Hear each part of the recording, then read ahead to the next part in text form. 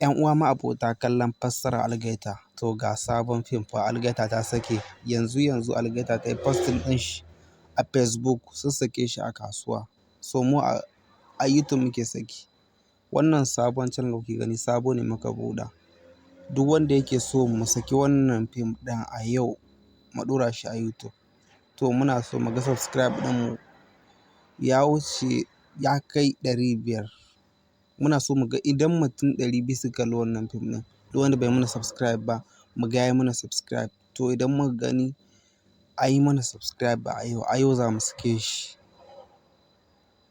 Ku ne za ku ba mu ƙwarin gwiwa sake shi a YouTube a yau ga masu buƙatar shi. Wannan fim a yau Algaita ta sake shi, sunan shi Antaye. Antaye sabon fim ne kuma fim ɗin ba magana wallahi. Suburbuɗa.